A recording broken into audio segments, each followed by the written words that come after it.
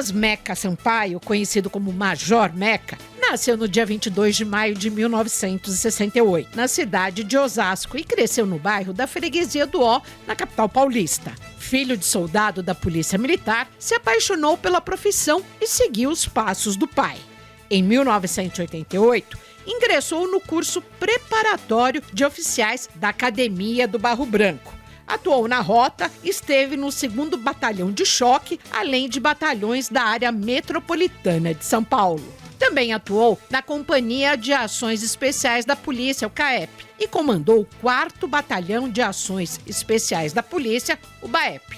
Foram mais de 30 anos no serviço na PM de São Paulo, encerrando a carreira militar em razão do ingresso na vida parlamentar. Foi eleito deputado estadual pela primeira vez lá em 2018 e reeleito pelo PL em 2022, com mais de 224 mil votos. É presidente da Comissão de Segurança Pública e Assuntos Penitenciários. Em sua atuação parlamentar, tem como foco a valorização das polícias paulistas, o fortalecimento da segurança pública e a defesa dos agentes de segurança do Estado. É autor de mais de 70 projetos, dos quais 10 já foram aprovados no plenário da Alesp.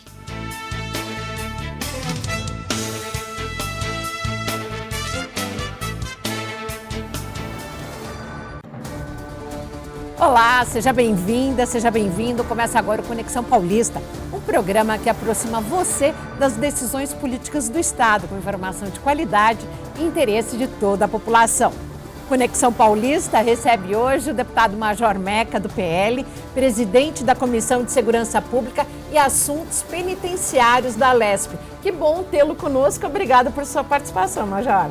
Renata, Arthur, a satisfação é toda minha de estar com vocês. E hoje, quem me acompanha aqui, eu tenho o prazer de ter aqui o amigo e jornalista Arthur Neves, hoje nesta parceria aqui no Conexão Paulista. Obrigada. Muito obrigado, Renata. Um prazer, deputado Major Meca. Deputado, vamos falar agora de um projeto de sua autoria, sancionado e transformado em lei recentemente. Uma importante conquista para os profissionais da segurança pública. O programa Moradia Segura garante condições reais para que policiais militares, civis, técnicos científicos e penais realizem o sonho da primeira casa própria. Vamos ver agora o trecho de uma conversa sua com o secretário de Segurança, Guilherme Derrite, sobre essa conquista e que está publicada em suas redes sociais. O deputado Meca, no início da gestão, trouxe para nós uma demanda do mandato dele, de anos que ele vem lutando para que isso fosse realidade, para que a gente pudesse ter um programa habitacional diferenciado para os policiais, uma carta de crédito de R$300 mil, agradecer muito à Secretaria de Habitação, em que o policial, de uma faixa de salário de até 5 salários mínimos, vai pagar 0% de juros ao ano, e de 5 até 10 salários mínimos, lembrando que é o salário mínimo paulista, a taxa de juros é de 4% ao ano, menos da metade do que cobra, por exemplo, aí a média dos bancos. Então, agradecer muito o deputado Meca, toda a sua equipe que fez várias reuniões conosco aqui. Secretário, uma moradia, um teto para um policial e sua família, isso trata da dignidade dos nossos homens. E dignidade ao policial é levar mais segurança para o povo do estado de São Paulo. A nossa gratidão ao senhor, a toda a sua equipe, o governador Tarcísio de Freitas, ao secretário da Casa Civil, Arthur Lima, o secretário da Habitação, Marcelo Branco, todos trabalharam no sentido de levar esse benefício aos nossos policiais e seus familiares. Estamos juntos trabalhando pelo povo de São Paulo e pelos nossos policiais. Nossa gratidão, secretário. Deputado, o senhor considera essa a sua maior vitória na vida parlamentar? É uma vitória importantíssima, Renata. Hoje é o maior programa habitacional das polícias no Brasil. Isso nasceu a partir do projeto de lei 1637, onde nós buscamos, através da lei orçamentária anual, junto da Secretaria de Habitação, recursos que são destinados para a construção de casas populares, nós termos uma fatia para atender os operadores de segurança pública, os policiais militares, os policiais civis, policiais técnicos científicos e policiais penais. Porque ao longo desses mais de 30 anos de polícia, nós constatamos um número enorme de policiais que moram em áreas de risco, em áreas que são controladas pelo crime organizado. Recentemente houve, e isso circulou nas redes sociais, na TV, um policial que foi executado na Zona Oeste, ali perto de Taipas, foi executado por um vizinho, um criminoso, no portão da casa dele. E então nós proporcionarmos essa possibilidade de comprar uma casa é algo importantíssimo. Com o trabalhador na área civil, o que acontece? Ele tem o fundo de garantia por tempo de serviço, que permite ele dar uma entrada numa casa própria. Nós, policiais, não temos esse fundo de garantia por tempo de serviço. O policial ganha pouco, ele não consegue guardar dinheiro. Já tem que fazer o bico, fazer atividade extracorporação, delegada, DGEM, para poder complementar o orçamento. Então, nós buscamos algo dentro do orçamento, subsidiado pelo governo, e nós conseguimos, através desse projeto de lei, conseguimos, através de articulação, o governador Tarcísio, o Derrite, o Marcelo Branco da Habitação, o Arthur Lima na Casa Civil, nós conseguimos que o governador sancionasse essa lei, que hoje é a Lei 18.025, que estabelece que o policial que ganha até 5 salário mínimo paulista, o salário mínimo paulista hoje é R$ 1.804. 5 salário mínimo paulista dá R$ 9.020. Policial que ganha até R$ 9.020, ele terá acesso a uma carta de crédito para a compra da primeira moradia, com 0% de taxa de juros e até 30 anos para pagar. O policial que ganha a partir de R$ 9.020 até R$ 18.400, ele pagará 4% de juros ao ano. Então, é uma forma acessível que caberá no orçamento do policial, não será levado em conta se o policial tem um nome sujo no Serasa ou algo parecido. Ele, mesmo assim, terá acesso a essa carta de crédito e nós buscamos esse 0% de juros para os soldados, cabos e sargentos, porque o policial, quando ele paga aluguel, ele precisa de uma prestação que seja baixa, menos que o aluguel. E 0% de taxa de juros para pagar até 30 anos, certamente a prestação será menor que um aluguel. Então o policial terá condições de pagar, inclusive influenciando, positivamente no seu orçamento familiar. Porque ele paga menos, vai pagar menos que o aluguel, vai sobrar alguma coisinha para que ele possa investir na sua família. Arthur Neves. Muito obrigado, Renata. Deputado, diante disso, é sempre importante observar a fala desses policiais em relação a esse projeto, em relação a essa lei. Como é que quem está ali no fronte recebeu, então, esse projeto? Olha, receberam com grande alegria, Arthur, porque eu digo os últimos 30 anos, porque foram os últimos 30 anos que eu trabalhei na polícia. A política nunca entregou nada para nós. Zero. A polícia, nos últimos 30 anos, foi altamente sucateada. Os nossos salários, assim, foram caindo. Chegamos a ser uma das polícias mais mal pagas do Brasil. Então, isso trouxe um ambiente de enorme dificuldade para os policiais e as suas famílias. Então, quando o policial se depara com uma vitória como essa, o policial chega a não acreditar. Sabe, o policial fala, não é possível, isso daí mas essa lei, mas será que vai acontecer mesmo?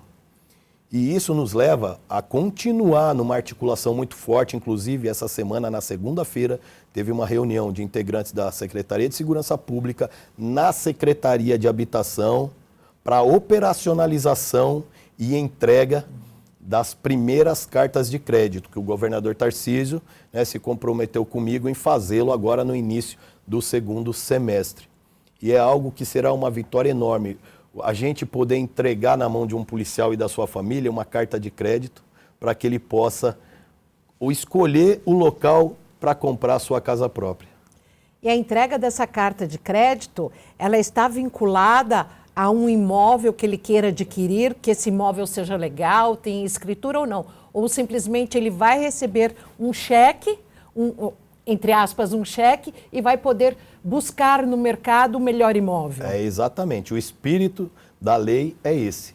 É dar a liberdade para o policial e a sua família comprar um imóvel no local onde elas escolherem para fazer a sua moradia, o policial criar os seus filhos e conviver com a família. Ele vai poder escolher o local e o imóvel que ele quer comprar. Mas há uma preocupação de se dar a devida orientação para que ele não caia num golpe, não compre um produto que já esteja deteriorado ou mesmo sem uma documentação legal? Sim, existe essa preocupação até mesmo porque assim que a lei foi sancionada, já surgiram empresas, incorporadoras, mandando mensagens para os policiais que seria lançado um conjunto de habitações que seria destinado aos policiais. No entanto, já de olho nessas cartas de crédito, nesse recurso que estaria disponível aos policiais. Então existe sim uma preocupação da Secretaria de Segurança Pública em relação à orientação dos policiais. E nós conseguimos, com o secretário Marcelo Branco, além das cartas de crédito, haverá a possibilidade também, a Secretaria fará aquisição de unidades em prédios, em convênio com algumas incorporadoras, incorporadoras sérias, de nome, onde se o policial quiser fazer a aquisição e utilizar a sua carta de crédito naquele empreendimento, ele terá a liberdade também. Será oferecido, além das cartas de crédito, pega a fila como que tá. Esse daqui, fala, tem um empreendimento ali no bairro de Pinheiros, na freguesia do Ó, é um empreendimento de tal empresa. Se quiser passar lá, levar a família, visitar, o empreendimento. Se você gostar, a gente disponibiliza a carta, você compra lá. Estará disponível para compra. O policial vai lá, visita. Não gostamos. Então tá bom, você aguarda a sua carta de crédito que sai e você procura outro local. É possível pensar também, deputado, numa ideia de juntar essas famílias num condomínio, a exemplo do que acontece muito com a aeronáutica, por exemplo, na região norte da capital paulista? As vilas militares, né? Nós demos a preferência à carta de crédito porque o policial se sente mais à vontade adquirindo um imóvel no local onde ele escolhe junto com seus familiares. Novo ou usado? Novo ou usado. Nós temos a intenção de futuramente trabalhar em algo nesse formato que você disse de vila militar para policiais que residem no interior e trabalham na capital. Porque tem muitos policiais que ingressam na polícia, começam a trabalhar aqui na capital, mas ele mantém a família lá no interior. Então esse policial aqui, ele teria um espaço para fazer a sua moradia bem próximo ao quartel e num ambiente seguro. Então a gente tem ideia de fazer isso futuramente, mas com esse perfil de poder atender policiais que moram numa região e trabalham em outra região distante. Agora, deputado, vamos falar do caixa, do dinheiro. Existe, a partir da aprovação da lei que foi sancionada, algum valor estipulado anual? Vai ser por fila de inscrição? Porque a gente sabe que nós temos 80 mil homens, no caso só da Polícia Militar, mas serão para todas as polícias. Sim. Como é que vai ser a distribuição de renda entre todos os interessados? E que serão muitos, certamente, como o senhor já antecipou. Sim, bastante. Quando abrir as inscrições, a gente sabe que o número de inscritos será enorme, né? E nós já temos um trabalho voltado para que na lei orçamentária anual já tenha um recurso destinado a isso. Nós já temos hoje um recurso destinado para essas cartas de crédito por conta da lei orçamentária anterior. Mas conforme for a demanda, a gente vai aperfeiçoando essa destinação nas loas. Já existe uma data específica para tudo isso acontecer, né? Esse acompanhamento. Sim, como eu falei para você, a lei já foi aprovada, o programa já existe e eu acompanho para e passo, né, todo o trâmite burocrático, né, para que a gente possa fazer a abertura do site para as inscrições, porque o que acontecerá? A Polícia Militar, Polícia Civil e Técnico-Científica será aberto um site da Secretaria de Segurança Pública para as inscrições. E da Polícia Penal será no site da SAP, da Secretaria de Administração Penitenciária. E isso já está prestes a ser feito. Pelo menos foi o que eu vi na reunião de segunda-feira. Já está prestes a ser feito, né, pode ser aberto a qualquer momento e nós estamos trabalhando para que, no sentido de que essas cartas de crédito, já em agosto, no máximo em setembro, a gente já comece a entregar aos policiais. Pelo seu feeling, o senhor acha que a procura será maior aqui na capital ou no interior? Olha, a gente tem muitos policiais que vieram do interior para cá. Então acredito que no interior vai ser grande a procura. E até mesmo porque no interior eu converso com os policiais que eu estou viajando bastante. Afinal, eu fechei 2023 e 2024 como parlamentar que mais enviou recursos para a segurança pública. Então eu vou para fiscalizar, né, as construções, as reformas de quartéis. E conversando com os policiais, eles falam para mim no interior que com uma carta de crédito de 300 mil, eles conseguem comprar uma casa muito boa no interior. Então acredito que lá a procura vai ser grande. Policial aposentado também pode? Também pode. É para o policial ativa e para o veterano. Isso é muito importante, né? Porque vai agregando as frentes, interessantíssimo. E o senhor falava sobre a questão até do litoral, do interior, mas a questão também sobre o litoral. Como é que seria isso? Seguiria a mesma regra? Mesma regra. Policial que mora no litoral vai poder fazer aquisição da carta de crédito, compra o imóvel lá. Na verdade, o policial compra o imóvel na região que ele escolher, né? O maior espírito da lei é essa, dar essa autonomia para o policial. Falar, eu vou comprar em tal local, vou criar minha família nesse ambiente, vou educar meus filhos aqui. Quem trabalha com segurança vai ter segurança e, sobretudo, a questão da valorização da autoestima. Sim, é o que nós buscamos, né? Que a autoestima dos nossos policiais estava numa situação extremamente ruim e a gente trabalha nesse sentido. E essas leis que nós estamos conseguindo aprovar, porque nós estamos falando do PL 1637, né? Mas a semana passada eu aprovei um projeto de lei complementar 135, que depois a gente pode falar a respeito. Nossa, que os policiais estão em festa, é uma das maiores conquistas, né, em relação aos policiais militares do estado de São Paulo. Arthur, sobre isso que você vai fazer a sua próxima pergunta após o intervalo? Sem dúvida alguma. Eu acho que você já pode até já dar um spoiler aí, porque a Renata vai chamar o intervalo certamente. Sim. Mas do que se trataria isso? O projeto de lei complementar 135, ele retoma os 10 anos de averbação de tempo de serviço fora. Porque na última reforma previdenciária, feita em 2019, os policiais militares trabalhavam por 30 anos, passou a 35. E os 10 anos de incorporação, de serviço fora, diminuiu de 10 para 5. Entendi. Daqui a pouco a gente fala sobre esse assunto. Conexão Paulista faz um breve intervalo, continue com a gente. Hoje recebendo aqui em nossos estúdios o deputado Major Meca.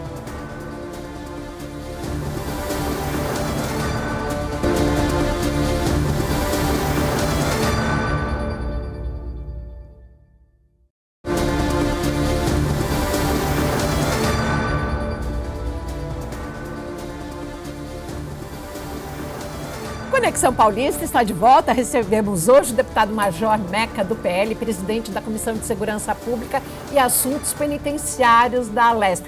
Mais uma vez, muito obrigada. Arthur, por favor, a sua pergunta. Vamos lá, o senhor deixou aí então em suspense até mesmo o PLC 135. Eu gostaria que o senhor retomasse, então, conosco para o nosso telespectador, por favor. É um projeto de lei complementar importantíssimo para todos os policiais militares no estado de São Paulo, como eu falei para vocês. Por quê? Como era e como é a partir de agora, se eu puder explicar detalhadamente. Sim. Até 2017, os policiais militares podiam incorporar, averbar, né, 15 anos, até mais de 15 anos de tempo de serviço fora, até 2017. Em 2017 houve uma reforma previdenciária e de 15 caiu para 10. A partir de 2017, era 10 anos de averbação. Quando chegou em 2019, que houve uma nova reforma da Previdência, o tempo de serviço de 30 anos passou a 35 e os 10 anos de averbação diminuiu para 5. Então, o que aconteceu? Policial que faltava 8 meses para aposentar, passou a ter 8 anos para puxar. Então, quando nós explicamos, né, tanto aqui na Assembleia Legislativa, na liderança de governo, para o presidente, o André do Prado, para que eles pudessem entender, né, o espírito dessa lei e em que favorecia os policiais, todos entenderam, assim como o governador Tarcísio. Porque o que acontece? Poucas pessoas conhecem o grau de desgaste físico e psicológico da atividade policial. Um policial, ele já se encontra em nível de estresse no momento em que ele sai da casa dele para ir trabalhar. Porque quando você sai de casa, você já, ao abrir o portão, você já tem que estar atento, né, se tem algum veículo estacionado, parado na rua, diferente, que você nunca viu, às vezes fechado no filme, alguém deitado embaixo de um cobertor, do outro lado, se passando por um morador de rua, para tentar matar o policial. Então, ele já sai num nível de estresse elevado por conta da segurança dele. Muitos policiais já foram executados no ponto de ônibus esperando a condução. O policial, ele tira um turno de 12 horas de serviço, também preocupadíssimo e atento à sua segurança nos 360 graus. O policial, ele trabalha com mais de 10 quilos de equipamento de proteção individual no corpo. Colete, cinturão, uma pistola, 3 carregadores, algema, lanterna.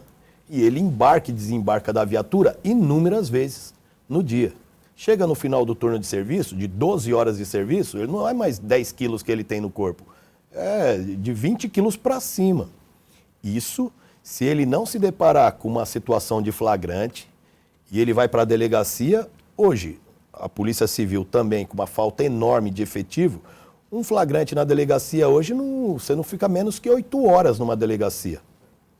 Né? Então, o policial, na verdade, ele não tem, o turno de serviço dele não são de 12 horas. É no mínimo 16.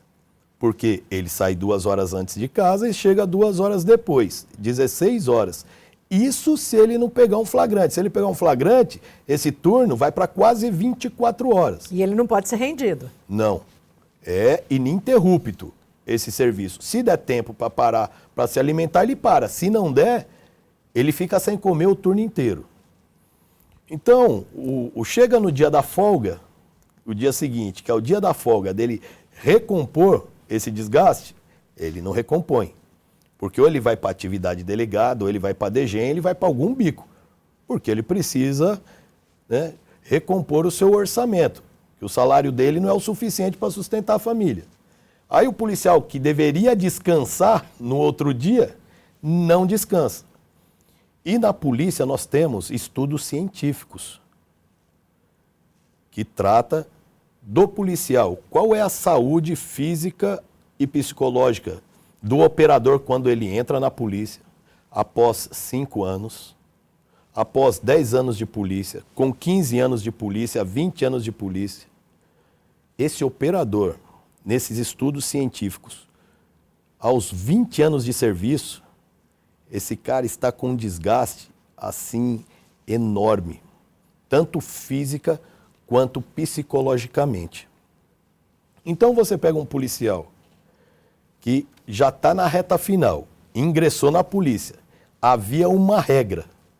Faltando 8 meses para ele aposentar, a regra muda e ao invés de ele trabalhar mais 8 meses e aposentar, ele tem que trabalhar mais 8 anos. É como você chegar para uma pessoa que está fazendo uma maratona, que são 42 quilômetros, no 41.800, falar, não é 41.800, viu? Mudou. Agora é 70 quilômetros, 80 quilômetros. O cara fala, vocês estão querendo me matar, eu não vou conseguir. Então isso trouxe um transtorno, problemas extremamente graves na Polícia Militar. O secretário de Segurança, o Derrite, ele chegou a apresentar um projeto idêntico lá na Câmara dos Deputados. Foi até aprovado na Câmara dos Deputados, se eu não me engano, mas está parado no Senado e não anda. Então o que aconteceu? No início desse mandato, fiz uma reunião com ele e falei, eu pretendo apresentar na Alesp esse projeto aqui para a gente voltar a 10 anos de incorporação. Ele topou, eu apresentei aqui, ele ajudou nas articulações e a semana passada nós conseguimos aprovar aqui. Foi uma festa muito grande, uma comemoração enorme para os policiais militares. E na última conversa que eu tive com o governador Tarcísio, inclusive o líder do governo, o deputado Gil Maci, estava junto e o governador sinalizou que vai sancionar esse projeto.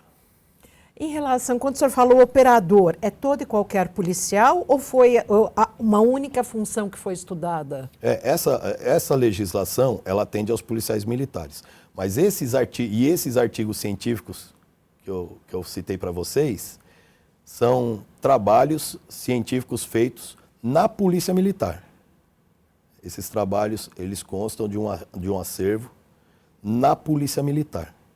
Eu não sei se a Polícia Civil já desenvolveu algum trabalho científico nesse sentido, em relação à atividade policial civil. Na PM nós temos. Acho que é até interessante essa questão da Renata Perobelli, deputado, porque eu fiquei imaginando aqui, né? Eu fiquei preso, para usar uma expressão aqui, a essa palavra, quando o senhor citou, né? Agora, por exemplo, porque existem as pessoas que estão nas ruas, estão as pessoas que também estão nos quartéis, no administrativo. Isso também embasaria para essas pessoas? Todos. Tá. Engloba a todos os policiais militares. Porque o policial, hoje ele está no operacional, amanhã ele é designado para uma atividade administrativa, mas ele retorna para a rua.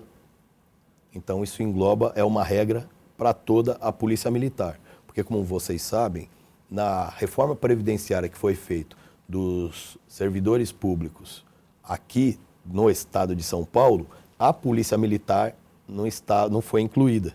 Por quê? Porque a Polícia Militar, em 2019, entrou na reforma previdenciária federal, junto com as Forças Armadas. E foi algo que foi muito injusto, porque a realidade operacional de um soldado do Exército é totalmente diferente da atividade operacional de um soldado de polícia. Muito diferente. O desgaste físico e psicológico de um soldado do Exército na sua rotina de trabalho é muito, mas muito menor que a de um policial militar, que está na rua. O policial, no turno de serviço dele, ele desembarca, ele corre atrás de bandido, ele pula muro, ele sobe em telhado, troca tiro, faz mediação de conflitos, entra em esgoto para tentar prender criminoso, trabalha em situações de salvamento, em acidente de trânsito. É uma outra realidade que, na minha análise, foi muito injusto passar de 30 anos para 35.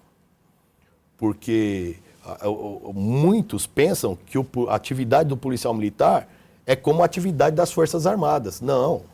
Tem cara que achava que o policial tinha rancho no quartel para poder comer durante o serviço, porque as Forças Armadas têm. Ele passa o dia inteiro dentro do quartel. Fica o dia inteiro lá, ou tá treinando, sei lá, tá jogando bola, fazendo atividade física. E tem o rancho dele lá, que deu meio-dia, ele vai almoçar. O policial militar não é assim, não. O policial militar sai pra rua, já sai com 4 ou 5 talão pendente. O que é o talão pendente? já com 3, 4 ocorrências para ele atender. Aí ele vai para uma, já tem outra esperando. E sai daquela, vai para outra, sai daquela, já tem outra esperando. Porque a gente sabe que a demanda é altíssima. O número de atendimentos no Copom é um número exorbitante. Então o policial, ele passa as 12 horas de serviço dele correndo para cima e para baixo. Se der tempo, ele se alimenta. Se não der, ele não se alimenta. Mas o que acontece, muitos dos legisladores desconhecem essa realidade. E eu estive lá em Brasília, nessa reforma, conversando com deputados federais, com senadores, o Derride já estava lá, e a gente conversava com o pessoal, mostrando isso. Mas acabou que a política, às vezes, ela é muito cruel nesse sentido. Não, mas para que vocês tenham a integralidade, a paridade, é preciso abrir mão aqui. Não, nós não temos que abrir mão de nada. Esse era o meu ponto de vista, nós não temos que abrir mão de nada. Nós já somos uma categoria, né? Vocês sabem quantos policiais militares morrem, né, por ser um policial militar? O número é enorme. E a gente apresentava, falando, nós não podemos abrir mão de nada. Temos que ter integralidade, temos que ter paridade. Lógico que nós temos. Nós somos policiais, você se envolve todo dia em ocorrência. No meu caso, eu já troquei tiro na rua. Eu tenho que ser um profissional com um tratamento diferenciado por parte do Estado, porque eu arrisquei a minha vida defendendo a vida da sociedade. E muitas vezes o legislador não enxerga bem assim. Vocês viram que hoje teve um treinamento aqui de uma simulação de alguma ocorrência que possa acontecer. No caso de hoje, foi numa situação de atirador ativo. O que é atirador ativo? Se alguém invade a Assembleia e cisma de sair dando tiro em todo mundo. Houve uma simulação, né? Houve uma simulação aqui na Assembleia hoje, por parte dos policiais militares que trabalham aqui, e essa simulação foi integrada, né? Com os quartéis da área, com Águia, com Corpo de Bombeiro. Então, isso daí mostra, né, a vulnerabilidade da nossa atividade. Então, esse projeto, na verdade, ele busca fazer justiça a esses homens e mulheres. Por ser um profissional que atuou mais de 30 anos na Polícia Militar, deputado Major Meca, e que o senhor já citou a questão da saúde mental, a gente pode intuir que o senhor tem algum projeto na gaveta para valorizar, para cuidar da saúde mental dos policiais, que tanto sofrem com uma jornada tão extenuante, com essa situação que a gente vive hoje em dia? Sim, eu já fiz audiências públicas nesse sentido. Nós conseguimos, na Polícia Militar, um aplicativo onde o policial, ele pode, no celular dele, entrar nesse aplicativo e fazer uma consulta com um psicólogo diretamente. Ele não precisa, se ele não quiser, não precisa dar ciência ao seu superior, não precisa de nada. Ele entra naquele aplicativo e ele pode iniciar ali uma consulta, né, seja de vídeo, se posterior precisar ser pessoalmente, pode ser feita. E esse aplicativo, ele está dando um resultado assim magnífico na Polícia Militar em relação à prevenção ao suicídio. O ano passado foi substancial a queda do número de suicídios na polícia.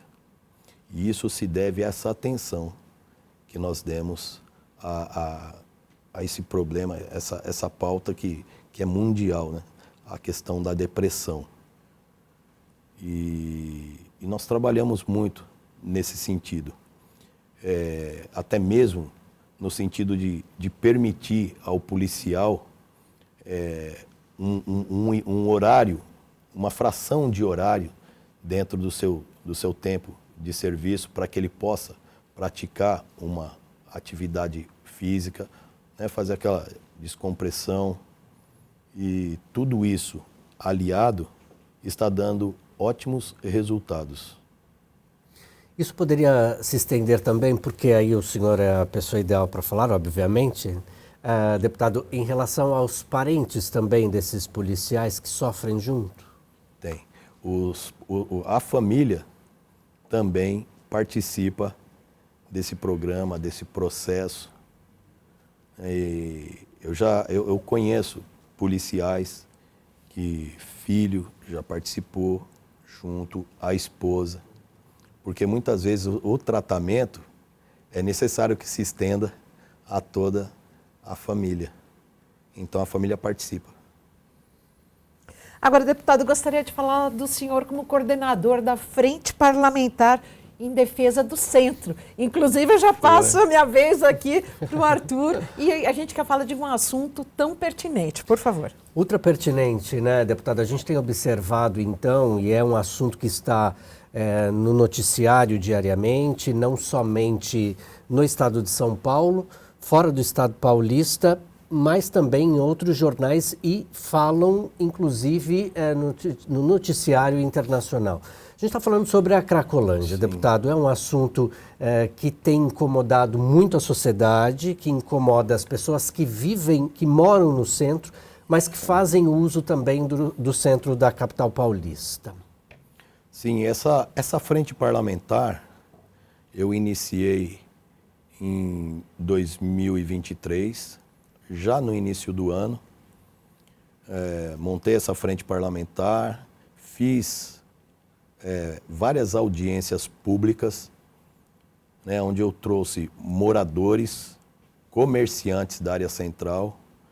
Quando antes de instalar a frente parlamentar, eu estive lá no centro e fiz reuniões lá, com os moradores lá no centro, com comerciantes lá no centro da cidade, para que nós pudéssemos contribuir e levar às autoridades quais são as reais demandas dos moradores e dos comerciantes. E isso deu muito certo. E por que eu montei essa frente? Porque no início do governo do Tarcísio de Freitas, ele colocou o vice-governador, Felício Ramute, para estar à frente desse trabalho no centro, né? Para estar à frente dessa parceria junto com o município, com o prefeito Ricardo Nunes, com Melo Araújo, Coronel Melo Araújo, que é o vice-prefeito. Então, nada mais justo que nós trazermos a população para participar desse processo. E nessas audiências, todas as autoridades que compareceram, seja da esfera municipal, estadual, eu fiz um modelo da seguinte maneira. Ao invés da autoridade iniciar a audiência pública falando o que está fazendo, eu inverti. Falei, primeiro a população vai falar para que eles possam explicar o sofrimento diário deles e da família, e na sequência as autoridades vão fazer o uso da palavra para dizer o que estão fazendo, tomar ciência que muitas vezes o que está fazendo não está dando resultado. Então nós vamos aqui, através da frente parlamentar, buscar as soluções reais para os problemas. Isso deu super certo. Deputado, sobre isso o senhor fala daqui a pouquinho, que a gente tem mais um intervalo aqui no Conexão Paulista, então já fica aí o spoiler do deputado falando sobre isso e você também sobre a questão da vivência, da convivência na região central. Conexão Paulista faz um breve intervalo, continue com a gente.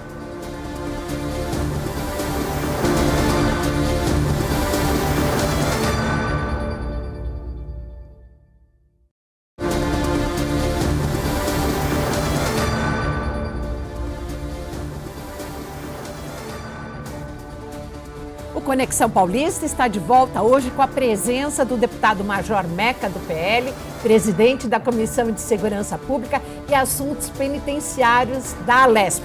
Arthur, a pergunta aqui ao deputado. O senhor falava para a gente, né, deputada, acho que é mais um comentário para dar a continuidade à fala do senhor no bloco anterior, comentando então sobre a audiência pública relacionada à questão ali no centro, envolvendo a Cracolândia. Sim, Arthur, como eu citei, né, o objetivo é levar as autoridades às demandas reais dos moradores e dos comerciantes. E isso deu muito certo.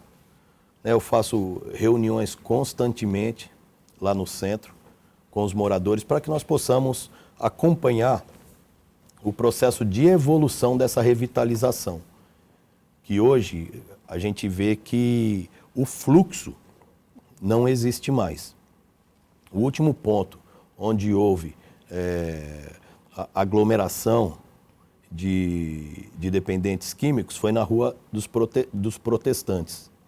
Inclusive, eu fiz várias reuniões em salão de festa dos prédios ali da Protestante. E assim, quando você vai ao local, em uma das reuniões, eu cheguei a subir no apartamento de um morador e ele me mostrou a situação onde ele tinha que ficar com todas as janelas fechadas 24 horas por dia. E ele me mostrou o porquê.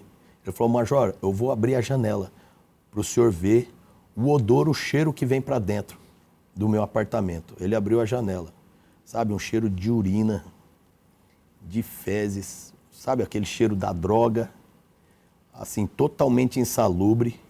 E a pessoa, eles falavam, Major, o que acontece aqui? Ó? Eu não consigo receber visita alguma, porque ninguém vem me visitar nesse lugar. Ninguém quer vir aqui porque tem medo. Se eu pedir uma pizza, eu tenho que buscar, porque o entregador não entrega aqui. Se eu precisar pegar um Uber, eu tenho que andar uns 4 ou 5 quarteirões, porque o Uber não vem até aqui me buscar, bem como não vem me trazer. Ele me deixa a 5 quarteirões daqui. Teve morador que mostrou para nós a situação pela manhã, para ter que sair para trabalhar, outros para levar o filho para a escola e ter que passar no meio dos viciados, que muitas vezes fazia a criança abrir a mochila para ver o que tinha dentro, olhar dentro da bolsa, né, das mulheres. Tinha que saía do portão do prédio, já tinha gente urinando, defecando ali na calçada, em frente ao portão. O morador testemunhava, o filho que estava indo para a escola testemunhava aquilo, saía no meio daquele fluxo, testemunhava, a criança testemunhava o traficante com a mesa, a droga em cima, com arma de fogo em cima da mesa, e a criança passa olhando e testemunhando e vendo aquilo todos os dias. Imagina o transtorno que é a rotina de uma pessoa dessa. Perdão, claro, deputado, não, que é isso? O senhor chegou num ponto que eu acho que é fundamental, acredito como jornalista, ser fundamental uma fala do senhor enquanto um legislador. Muito se fala sobre a Cracolândia e se traz o estereótipo dessas pessoas que são dependentes da droga, que sofrem com essa situação. Agora, essas pessoas, elas são ali, na verdade, o fronte daquilo que as pessoas têm medo, e é exatamente isso. Quem frequenta o centro, quem mora ali na região central, observa muito isso. Mas muitas vezes, no escondido, estão essas pessoas que o senhor falou, que são os traficantes. Sim. O que é possível e como é possível desarticular toda essa questão, deputado? Até porque agora a gente teve a migração da Cracolândia por toda a cidade, não é? Sim. Houve migração de viciados para outros pontos, porque isso já era um efeito colateral esperado. Porque como funcionou os trabalhos? Foi inaugurado um hub de atendimento, né, aos viciados, com assistente social, com profissionais de saúde, para trabalhar na recuperação desses viciados. Paralelamente, foi desarticulado e foi desmontado ali a favela do Moinho. A favela do Moinho ali era um entreposto, né, para toda a droga que era distribuída no centro. Né? O chefe do tráfico, que era dali, foi preso. Na Avenida Rio Branco. Isso, pela Polícia Militar, pela Polícia Civil, e o governador está desmontando aquela favela, já entregou mais de 1.500 moradias para aqueles moradores daquela favela, que foram todos cadastrados, já entregou mais de 1.500 moradias. Então, o que aconteceu no centro? O centro deixou de ser abastecido de droga. Então, muitos viciados, sem ter a droga para adquirir, muitos foram para o hub, para que fossem atendidos. E hoje tem um número considerável de viciados que estão internados. Um trabalho ali no centro, também para moradores de rua, para que eles tenham uma oportunidade de trabalho, inclusive até comum. Você entra nas redes do Melo Araújo, do Coronel Melo Araújo, o vice-prefeito, ele sai nas ruas e oferece emprego para essas pessoas. Chega lá e fala, você quer trabalhar, você quer um emprego? Eu vou arrumar um emprego para você. Aí a gente vê as mais diversas respostas, né? Teve situação do Melo Araújo chegar para o morador de rua e falou, você quer um emprego? Você quer trabalhar? O cara olhou para ele assim, falou, que foi que você falou? Eu falei, você quer trabalhar? Eu vou arrumar um emprego para você. Eu não trabalhei, eu tenho 55 anos de idade, nunca trabalhei na minha vida. Você acha que eu vou trabalhar agora com 55 anos? Aí o Melo Araújo falou, mas se você não trabalha, como que você se sustenta? Eu faço os meus corres. Então a gente vê a dificuldade, né, do problema. Muitos são encaminhados e tem aqueles, né, que acabaram indo buscar drogas em outros pontos. É por isso que eu digo, o trabalho foi iniciado, a revitalização do centro está em andamento, porque todos nós que frequentamos o centro da capital, a gente sabe, estava insustentável. Sim. A situação do centro da cidade. Eu, no meu mandato anterior, teve falas na tribuna, onde eu fui até a Praça da Sé e fiz imagem e mostrei. Olha a Praça da Sé. Morador, os comerciantes desesperados.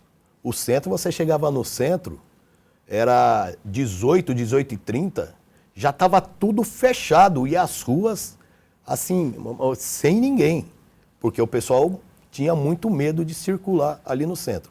Essa realidade hoje vem mudando, mas a gente sabe que ainda tem muita coisa a ser feita ao longo desse caminho, principalmente em relação à ação das polícias, porque enquanto nós não reformarmos, não mudarmos o Código Penal, o Código de Processo Penal e a Lei de Execuções Penais, será muito difícil vencer essa guerra, porque não é comum um policial prender um traficante e depois de 24 horas ele está de volta lá no comércio de drogas. Falta vontade política em Brasília, porque isso tem que ser feito de forma nacional, né? Forma federal. Olha, a minha leitura é que falta muita vontade política, porque não é possível que o legislador não esteja enxergando, né, o desespero das pessoas nas ruas.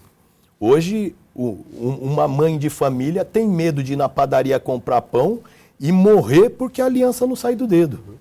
E o ladrão dá um tiro nela e executa ela na calçada porque a aliança não saiu do dedo. Hoje todo mundo morre de medo de sair na rua e morrer por causa do aparelho celular. Então, qual o legislador, qual o político que não enxerga isso? A gente sabe que em São Paulo as polícias estão sendo reconstruídas, a segurança pública, o DERIT, que está à frente da pasta, conhece muito do assunto, nós trabalhamos juntos na rota por muito tempo, combatendo o crime organizado. Então, os índices criminais caíram, mas a sensação de segurança ainda não chegou num patamar aceitável. O povo não se sente seguro nas ruas. O povo sai na rua com medo de morrer, como eu falei para vocês agora, num roubo, num assalto. A gente sabe que ainda a questão do tráfico de droga hoje traz um sofrimento muito grande às famílias. E a única forma da gente realmente combater esse mal é através da mudança das leis lá em Brasília. Deputado, o senhor falava sobre essa questão, né? Até o tráfico de drogas, enfim, a gente observa e percorrendo os municípios paulistas com os parlamentares da Comissão de Finanças, Orçamento e Planejamento aqui da Lesp, a gente observa muito essa realidade também do tráfico de drogas em outros municípios que fazem divisas com outros estados. É possível um diálogo também com legisladores de outros estados para fortalecer também esse laço da segurança pública? Sim, é possível, existe esse diálogo. Hoje aqui em São Paulo, a Polícia de São Paulo faz operações conjuntas com polícias de outros estados. É importante se trabalhar numa unificação de base de dados, de serviço de inteligência, porque o crime organizado, ele se alimenta do tráfico de drogas, do tráfico de armas e do tráfico de pessoas e órgãos. E hoje, se você pegar a maior facção criminosa, que não é mais considerado facção, é considerado cartel, porque o tráfico hoje ultrapassou as fronteiras. Até com ligações internacionais, né? Com ligações internacionais. Hoje, eles compram direto do produtor, a droga só passa pelo Brasil, né? Principalmente o Porto de Santos, ali, aqueles morros do litoral, que são os principais entrepostos lá, que faz o armazenamento, né, de drogas, de armas, e muitas dessas drogas seguem para a Europa, América do Norte. É por isso que houve uma operação forte no litoral, para tentar desidratar o tráfico de armas, porque hoje tem um trabalho forte em cima do crime organizado em relação à prisão desses líderes e da desidratação financeira, que é a forma que você, né, combate essas facções. No entanto, todos nós acompanhamos, isso é diariamente. Um traficante é preso, aqui em São Paulo nós testemunhamos isso recentemente. O traficante é preso com 800 quilos de cocaína e foi solto 24 horas depois. Ou seja, é preciso que as leis sejam alteradas, que os códigos sejam modificados. Porque hoje, se nós não tivermos uma legislação que garanta o cumprimento integral da pena, ou seja, o ladrão foi condenado a 5, 6 anos pela prática de roubo, ele tem que ficar 5, 6 anos no regime fechado. Tem que acabar com progressão de pena, tem que acabar com benefícios, né, com esse negócio de visita íntima. O preso ele tem que ir para a cadeia, vai cumprir em regime fechado, integral, vai trabalhar lá dentro, porque todo cidadão trabalha e paga o seu aluguel, ele tem que trabalhar e pagar pela estadia dele, ele tem que trabalhar. Nós acompanhamos os partidos de esquerda que acham que isso é trabalho forçado, mas todos nós trabalhamos e nós trabalhamos porque gostamos, mas na verdade é forçado também. Tem vezes que eu levanto de manhã e não quero ir trabalhar, mas tenho que ir trabalhar, porque senão eu não pago minhas contas. Não paga boleto, não põe comida na geladeira. Então, o preso tem que trabalhar, né? Tem que acabar com isso aí. Vai receber visita no final de semana da família, do pai, da mãe, do filho, dos irmãos, e vai sentar numa cadeira e através de uma parede de vidro vai catar o celular e vai conversar com a pessoa do outro lado. Nossa, mas isso é muito rígido. É fácil. Não pratica o crime, você não vai para a cadeia. Você vai viver normalmente e curtir a sua liberdade. Enquanto o sistema não for reformado, como eu falei, as leis de execuções penais, processo penal e o Código Penal, nós teremos muita dificuldade em retomar a ordem e a paz social. Agora, deputado Major Meca, nós temos aqui uma imagem que acredito ser muito importante para o senhor. Vamos ver e depois gostaria que o senhor comentasse. Tá. O 4º Batalhão de Ações Especiais de Polícia. Foi a minha última unidade na Polícia Militar. O senhor tem saudades? Nossa, muita. Essa foto aí foi a semana passada, nós estivemos lá, porque o Tenente Coronel Rizzi, que assumiu o 4º BAEP, nós fomos tenentes juntos na rota. Nós trabalhamos juntos na Escola de Formação de Oficiais, lá no Barro Branco, e ele agora assumiu o 4º BAEP. Eu fui lá fazer uma visita para ele, e embaixo são vários veteranos que já trabalharam com a gente, que já trabalhou com ele lá na Zona Leste, que ele foi da Força Tática na Zona Leste, fazendo uma visita para ele, almoçamos juntos, conversamos sobre muitas ações que eu desenvolvi na época lá no 4º BAEP, que foi o que chamou a atenção da população, porque sabe que eu sou tenente-coronel, né? Mas ninguém, se falar tenente-coronel Meca, né, alguém pensa que é um parente meu. Porque eu fiquei muito conhecido como Major Meca, principalmente lá na região, por conta das nossas ações, das nossas operações. Eu tinha um serviço de inteligência forte lá no 4º BAEP. Tinha dia da gente recapturar 11 procurados no mesmo dia. Sabe? Então foi um trabalho bastante significativo. E um dos motivos da visita foi levar para ele essas experiências, né, que nós tivemos, que são importantes, que tenha continuidade. Porque, na verdade, depois que eu saí, não foi dado continuidade. Pelo contrário, quando eu saí de lá, desconstruíram tudo que eu tinha feito. O governo anterior, né, governo do PSDB, que acabou com a polícia, acabou com tudo. Então, eu saí de lá, ao invés de dar continuidade, não, destruíram tudo. E como é exatamente isso, né, deputado? Observar também, entre tantos colegas, futuros parlamentares, inclusive, né? O senhor tem uma presença fundamental e importante nisso, né? No surgimento também de lideranças políticas. Sabe por que acaba surgindo essa questão de migrar para a política? É porque nós testemunhamos todos os dias o sofrimento da população nas ruas. Esses 32 anos que eu tive na polícia... O senhor pensava em ser político? Nunca pensei, nunca me passou pela cabeça. Inclusive, a minha família assim não concorda.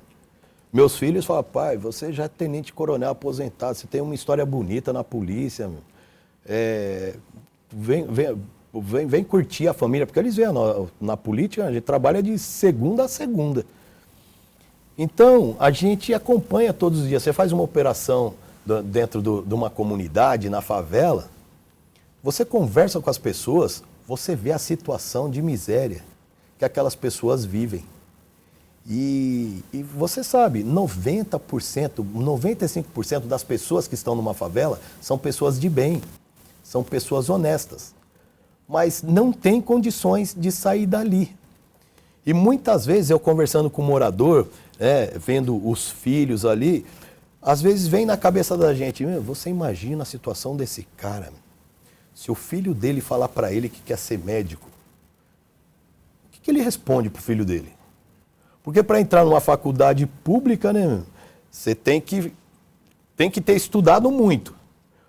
Você pega as escolas públicas, escola estadual, municipal, não oferece, né, o ensino que aquela criança precisa ter. Né?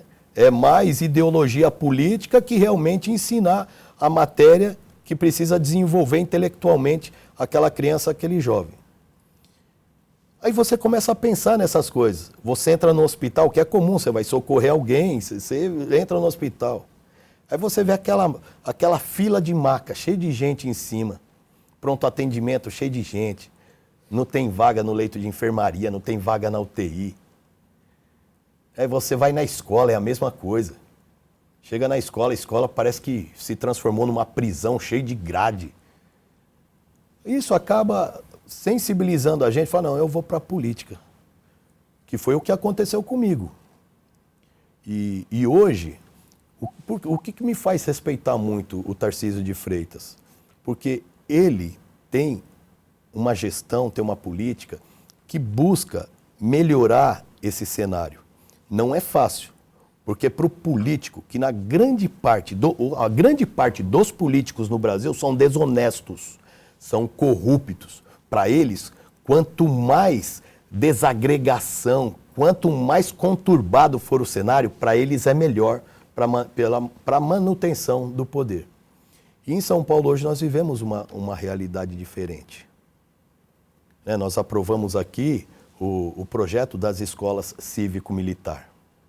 E você conversa com os pais que têm os filhos em uma escola cívico-militar, a exemplo da que tem em Lins, que é uma escola municipal, que eu enviei recurso para lá, para compra de uniforme. Você conversa com os pais, você entra na escola, você fica assim vislumbrado.